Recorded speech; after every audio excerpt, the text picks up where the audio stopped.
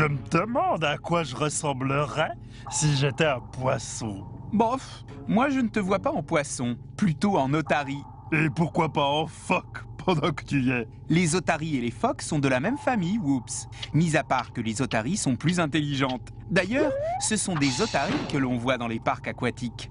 Regarde, tu es aussi balourd qu'elle. Adi! Regarde ça, on dirait des phoques déguisés. Mais non, Whoops, ce sont des otaries à crinière.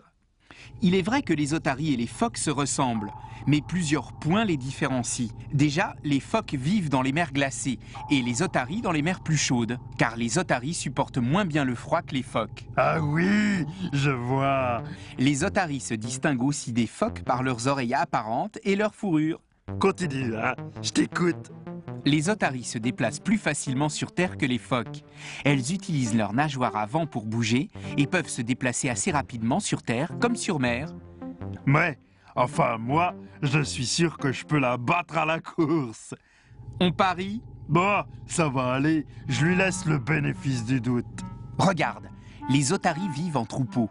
On dénombre 14 espèces d'otaries différentes.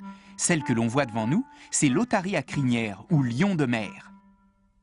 Et comment reconnais-tu la femelle du mâle? C'est très simple. Déjà, seuls les mâles ont une crinière. Et ils sont 5 fois plus gros que les femelles. Les femelles sont plus petites, gris argenté sur le dessus du corps et jaune clair dessous. Les femelles mesurent environ 1,80 m et les mâles jusqu'à 3 mètres.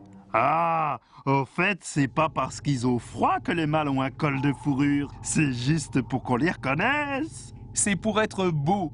Ils sont aussi coquets que toi. Enfin, moi, je suis beau naturellement. Ouais. Et sais-tu, Whoops, que, contrairement à toi, les otaries sont prêtes à de grands sacrifices? Ah oui? Lesquels, par exemple? Eh bien, pour conserver leur domination sur leur groupe de femelles, les mâles préfèrent se priver de manger plutôt que de se faire prendre la place par un autre. Et alors? Moi aussi, je peux arrêter de manger entre deux repas. Eh bien, pour eux, cela dure tout le temps de la saison des amours. Tu veux dire qu'il reste le ventre vide pendant des mois? Mais c'est affreux! Ça en vaut la peine. Regarde, Whoops. Comme il est mignon, ce bébé près de sa mère. À l'inverse des adultes, les petits ont le dos noir.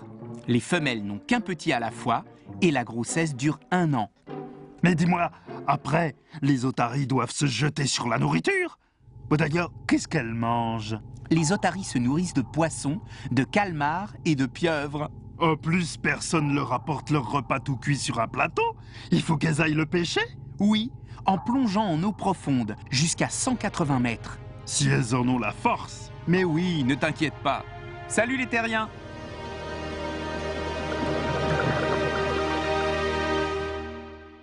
Comment on les appelle déjà, ces otaries?